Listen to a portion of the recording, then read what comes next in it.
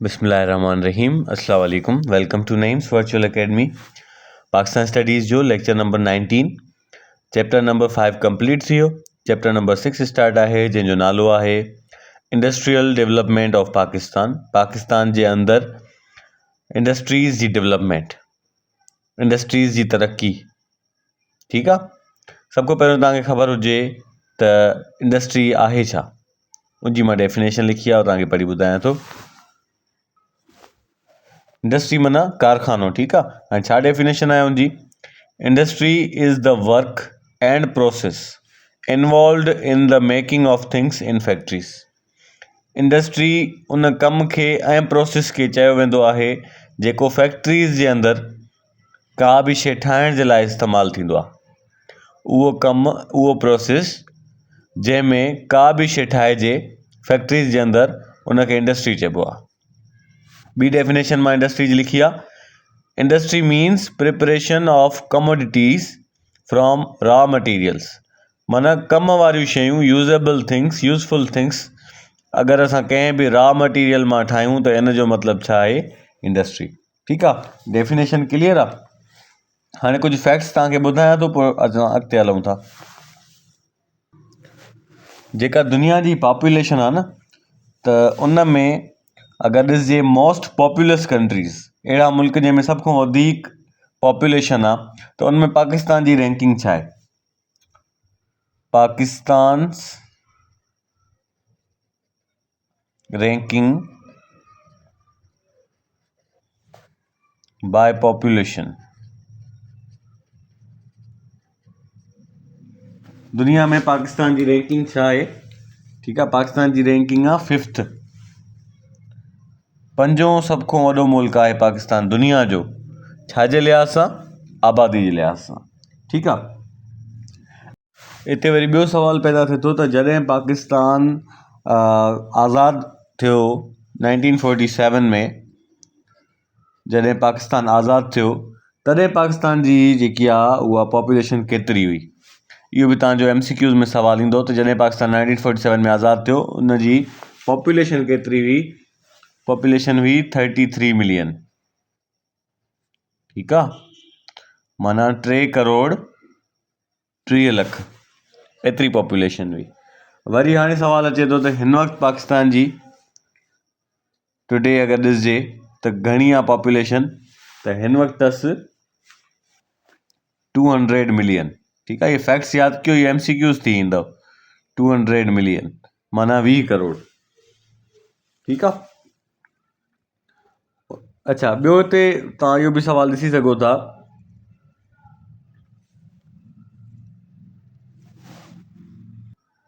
त पाकिस्तानी माण्हू केतिरा % एग्रीकल्चर सां आहिनि ऐं केतिरा % इंडस्ट्रीज़ सां आहिनि। त एग्रीकल्चर सां अगरि ॾिसिजे त घणा माण्हू एग्रीकल्चर जे प्रोफेशन में आहिनि? एग्रीकल्चर जे प्रोफेशन में अथव 40%। ठीकु आहे। अहिड़े तरीक़े सां अगरि असां ॾिसूं इंडस्ट्रीज़ में, त इंडस्ट्रीज़ में केतिरा % पाकिस्तानी पॉपुलेशन आहे एम्प्लॉयड? त 18% आहे। ठीकु आहे। अच्छा, इन खां अलावा इहा शइ बि ॾिसण जहिड़ी आहे त PIDC छा आहे ऐं PIDC कॾहिं ठहियो? सभ खां पहिरियां PIDC जो फुल फॉर्म तव्हांखे मां ॿुधाईंदो हलां। P सां पाकिस्तान, ठीकु आहे। I सां इंडस्ट्रियल,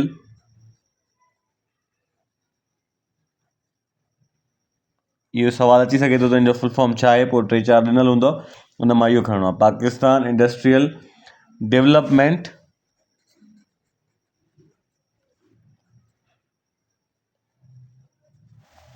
कॉरपोरेशन। ठीकु आहे। इहो थी वियो हिन जो फुल फॉर्म।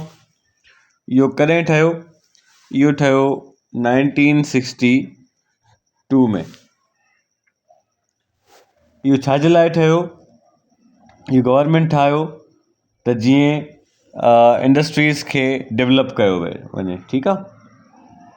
कोशिशि कयो गवर्नमेंट त इंडस्ट्रीज़ खे प्राइवेट सेक्टर खां हटिजी करे बि असांखे उनखे वधाइणो आहे ऐं प्राइवेट सेक्टर में बि उनखे जेको आहे इनकरेज करिणो आहे।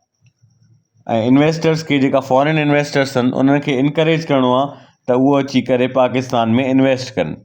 सभ खां मेन कमु जेको हुयो उहो हिन जो इहो ई हुयो त जेका फॉरेन इन्वेस्टर्स आहिनि उनखे इनकरेज कयो वञे त हिते पाकिस्तान में अची करे तव्हां इन्वेस्टमेंट कयो।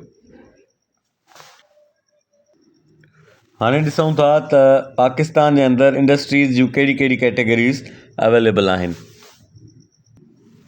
सभ खां पहिरियां असां वटि जेकी कैटेगरी अचे थी उहा आहे कोटेज एंड स्मॉल इंडस्ट्रीज़।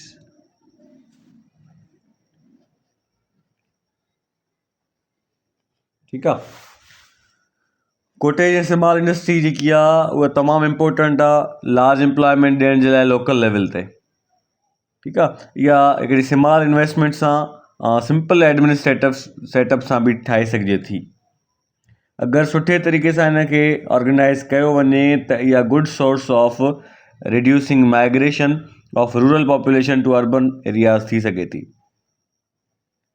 मुख़्तलिफ़ क़िस्म जूं गुड्स हिते ठाही वेंदियूं आहिनि कोटेज एंड स्मॉल इंडस्ट्री में। हाणे इन में असां ॾिसूं त सभ खां पहिरियां अचे थी कोटेज एंड स्मॉल इंडस्ट्री जे अंदरि सभ खां पहिरियां असां वटि अचे थी कारपेट इंडस्ट्री। ठीकु आहे। हे पहिरें हिन जो हिसो अथव कारपेट इंडस्ट्री। माना कारपेट इंडस्ट्री जेकी आहे इहा हिकु आम सुठो बिज़नेसमैन बि ठाहे सघे थो, आम बंदो बि ठाहे सघे थो पंहिंजी कारपेट जी इंडस्ट्री। इन लाइ थोरी माना एडमिनिस्ट्रेटिव सिस्टम खपंदो आहे ऐं हिकिड़ो माना पंहिंजो ऑर्गेनाइज़ेशन सुठी खपंदी आहे। हिन में जेको रॉ मटीरियल आहे कारपेट जो उहो पाकिस्तान में अवेलेबल आहे। मुख़्तलिफ़ शहरनि में कारपेट ठहे बि थो। ठीकु आहे। इम्पोर्टेंट सेंटर मां तव्हांखे ॿुधाए छॾियां त लाहौर, शेखुपुरा, फैसलाबाद, मुल्तान, झंग, जेकाबाद, मीरपुर ख़ास, उमरकोट, सखर। ठीकु आहे। पिशावर, इन्हनि शयुनि में कोयटा में इहे तव्हांखे सुठे तरीक़े सां उते कारपेट मिली वेंदी। ॿियो कोटेज एंड स्मॉल इंडस्ट्री जो जेको ॿियो हिसो आहे उहो आहे कॉटन हैंडलूम्स। Cotton handlooms. ठीकु आहे। हथ सां जेको कपिड़ो ठाहियो वेंदो आहे उनखे कॉटन हैंडलूम चवंदो आहे।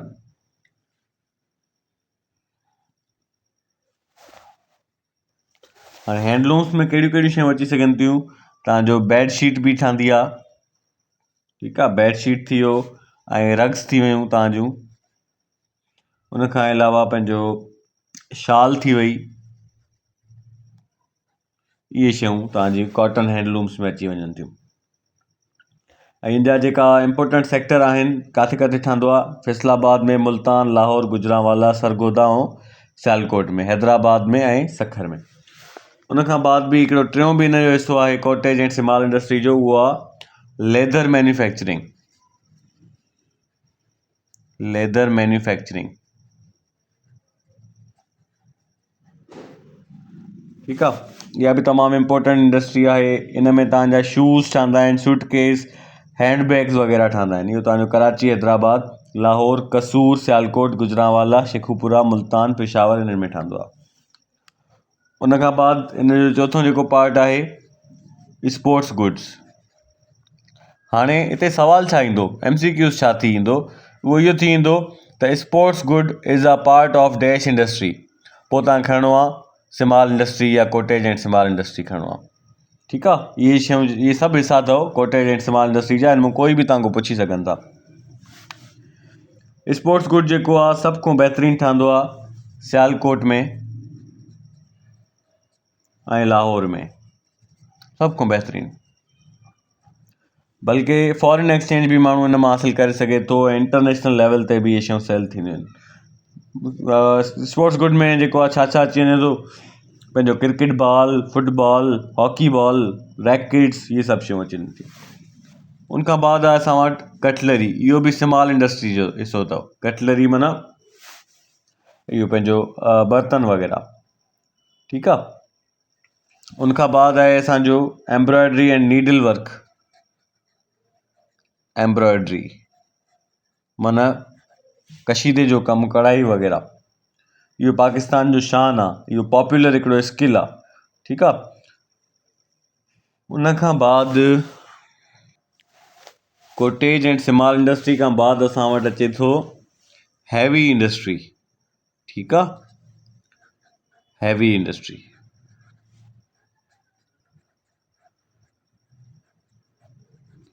हे त तव्हांखे ॿुधायमि हिकु माना आम बिज़नेसमैन बि इन्वेस्टमेंट करे पंहिंजी इहा इंडस्ट्री ठाहे सघे थो।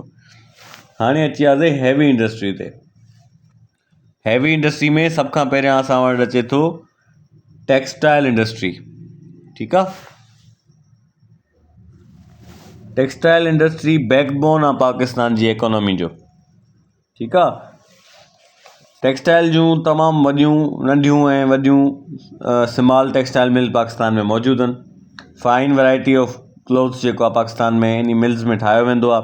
पाकिस्तान सेल्फ सफिशिएंट आहे कॉटन जी क्लॉथ में। मिलियंस ऑफ फॉरेन एक्सचेंज जेको आहे कॉटन क्लॉथ खां पाकिस्तान हासिलु कंदो आहे। ठीकु आहे, हाणे हिते तव्हांजो MCQ अची सघे थो त अबाउट -% of industrial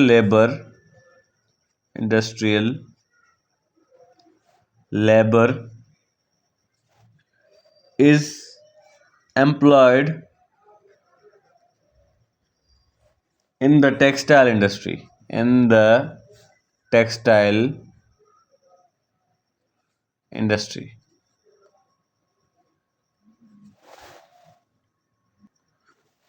तव्हांखे ॿुधायमि त पाकिस्तान में 18% माण्हू, पाकिस्तान जी 100% आबादी मां 18% माण्हू इंडस्ट्रीज़ में एम्प्लॉयड आहिनि। हाणे उन 18% खे बि अलॻि अलॻि इंडस्ट्रीज़ में विरायो वियो आहे। त टेक्सटाइल इंडस्ट्री में घणा परसेंट माण्हू कमु करनि था, इंडस्ट्री जो जेको परसेंटेज आहे उन मां टेक्सटाइल इंडस्ट्री में घणा परसेंट आहिनि त 50% सिर्फ़ु जेको आहे टेक्सटाइल इंडस्ट्री में आहे। इन जे करे इहा हैवी इंडस्ट्री आहे। ठीकु आहे, ॿियो सवाल हिते अची सघे थो, हे पहिरियों MCQ थियो तव्हांजो। ॿियो MCQ तव्हांजो छा अची सघे थो त the present number of textile mills, the present number of textile mills in the country is dash। माना हिन वक़्तु पाकिस्तान जे अंदरि टोटल टेक्सटाइल मिल्स केतिरियूं आहिनि। इहो तमामु इम्पोर्टेंट सुवालु आहे। उहो अथव 500। तमामु वॾो नंबर आहे। टियों तव्हांजो MCQ इहो अची सघे थो त at the time of independence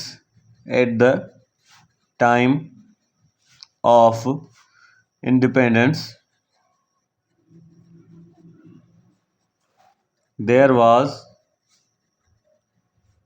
dash textile industries। अॼु त 500 टेक्सटाइल इंडस्ट्रीज़ आहिनि पाकिस्तान में, पर जॾहिं पाकिस्तान आज़ादु थियो उन वक़्तु केतिरियूं हुयूं, उन वक़्तु सिर्फ़ु 3 हुयूं। ठीकु आहे, 497 ॿियूं टेक्सटाइल इंडस्ट्रीज़ हाणे ठही चुकियूं आहिनि। पाकिस्तान में वूलन इंडस्ट्री बि आहे, वूलन टेक्सटाइल इंडस्ट्री, पर इहा एतिरी रिच न आहे जीअं कॉटन टेक्सटाइल आहे न। छो, रीज़न छा आहे, छो जो वूल जेको आहे पाकिस्तान में उहो एतिरी हाई क्वालिटी जो न आहे। ज़्यादातर जेको वूल आहे उहो ज़्यादातर कारपेट मेकिंग में इस्तेमालु थींदो आहे।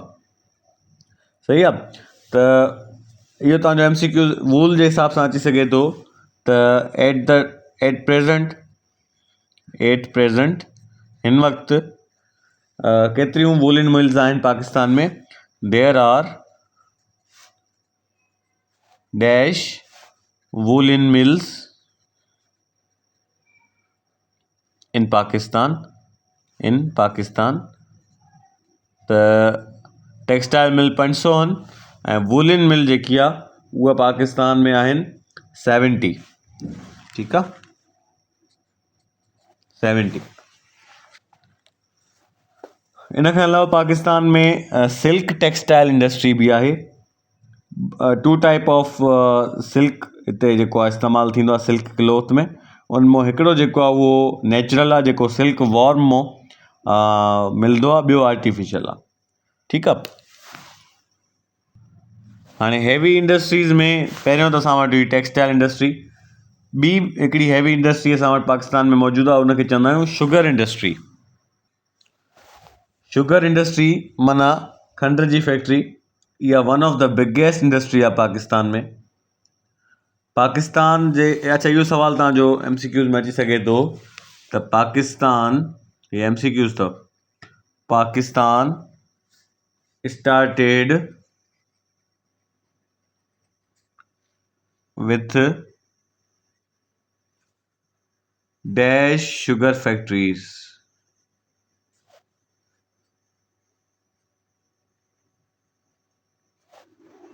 ठीकु आहे। जॾहिं पाकिस्तान ठहियो उन वक़्तु पाकिस्तान में शुगर फैक्ट्रीज़ केतिरियूं हुयूं? उन वक़्तु पाकिस्तान में कुल 2 हुयूं। ठीकु आहे, 2 शुगर फैक्ट्री हुयूं।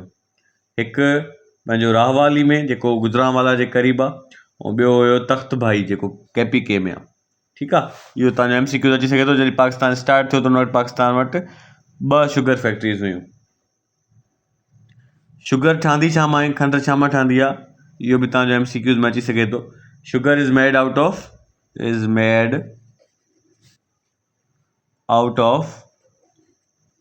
Of dash.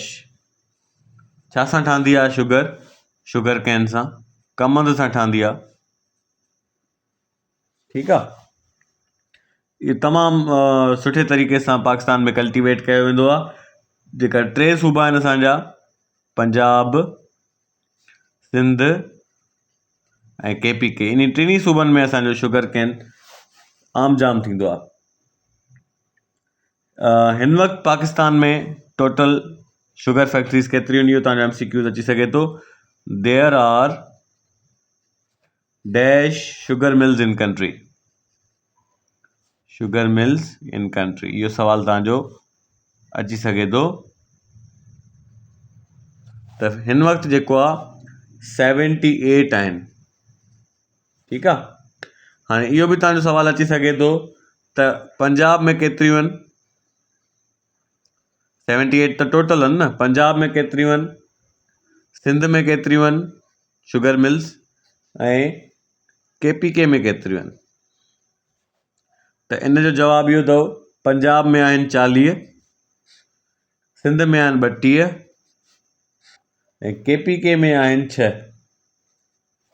टोटल 78। हीअ थी वियो तव्हांजी शुगर इंडस्ट्री। ऐं हैवी इंडस्ट्रीज़ में 3 नंबर असां वटि जेकी शइ अचे थी उहा आहे सीमेंट इंडस्ट्री। Cement industry. ठीकु आहे। सीमेंट ठहंदो छा सां आहे, सभ खां पहिरियां तव्हांखे इहो ॿुधाईंदो हलां। इहो बि MCQs जी सूरत में तव्हांखे ॿुधायां त कीअं ईंदो। त dash and dash is used in the manufacturing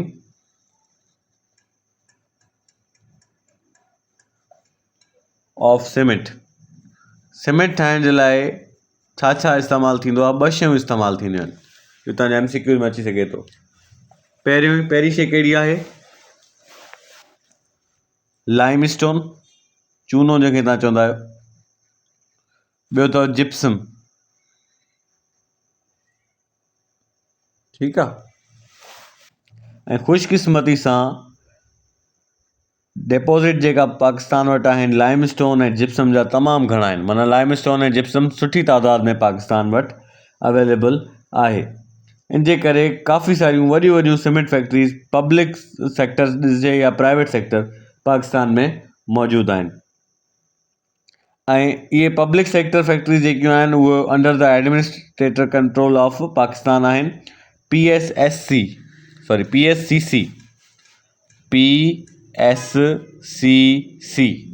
इहो इदारो आहे जंहिंजे अंडर में पब्लिक सेक्टर फैक्ट्रीज़ अचनि थियूं।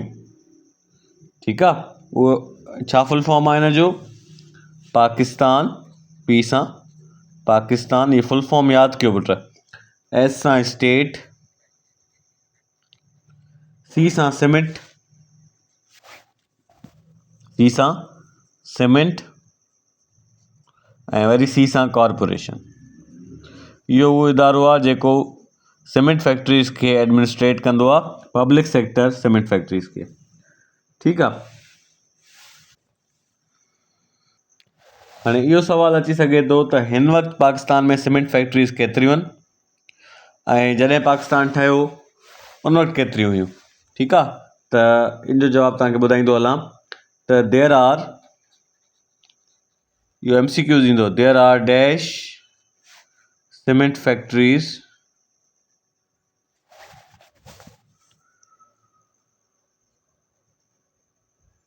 इन पाकिस्तान टुडे। ठीकु आहे। हिन वक़्तु पाकिस्तान में 25 सीमेंट फैक्ट्रीज़ आहिनि। ठीकु आहे। ऐं जॾहिं पाकिस्तान ठहियो हुयो उन वक़्तु माना टाइम ऑफ इंडिपेंडेंस ते जॾहिं पाकिस्तान ठहियो उन वक़्तु सिर्फ़ु हिकु हुई, हाणे 25 आहिनि। उन खां बाद आहे असांजो हैवी इंडस्ट्रीज़ में vegetable, ghee and cooking oil industry. ठीकु आहे। कुकिंग ऑयल इंडस्ट्री, इहा इंडस्ट्री ठीकु आहे, जॾहिं पाकिस्तान ठहियो त प्राइवेट सेक्टर में हुई, पोइ हिनखे नेशनलाइज़ कयो वियो 1973 में। ठीकु आहे। 1973 में 26 जेकी फैक्ट्रीज़ हुयूं उन्हनि मंझां 23 खे नेशनलाइज़ कयो वियो। ठीकु आहे। ऐं under the control of GCP आंदो वियो। GCP माना Ghee corporation of Pakistan. Ghee corporation of Pakistan. इहो बि तव्हांजो सुवालु अची सघे थो त GCP जो फुल फॉर्म छा आहे। उहो आहे घी कॉरपोरेशन ऑफ पाकिस्तान। सही आहे। हाणे जेकी इंडस्ट्री आहे इहा इंटायरली प्राइवेट सेक्टर थी वई आहे आफ्टर प्राइवेटाइज़ेशन। पाकिस्तान में जॾहिं हाणे प्राइवेटाइज़ेशन शुरू थी वई आहे त इहा हाणे इंडस्ट्री कंप्लीटली प्राइवेट सेक्टर में अची वई आहे ऐं इन जा तक़रीबन 160 यूनिट्स आहिनि। ठीकु आहे। अलॻि अलॻि सेक्टर्स में ऐं जेको आहे तक़रीबन 2.7 मिलियन टन्स इहा जी कैपेसिटी आहे घी वग़ैरह ठाहिण जी। उन खां बाद असांजो लास्ट आहे chemical fertiliser industry. Chemical fertiliser industry. ठीकु आहे। इहा जेकी इंडस्ट्री आहे हिन में जेका एग्रीकल्चर प्रोडक्शन हूंदियूं आहिनि न, ज़मीननि में जेका फर्टिलाइज़र वग़ैरह जी ज़रूरत पवंदी आहे उहा इन इंडस्ट्रीज़ में ठहंदियूं आहिनि। टोटल फर्टिलाइज़र यूनिट केतिरा आहिनि? देयर आर, इहो MCQs ईंदो, हीअ MCQs थी ईंदो त there are dash fertiliser units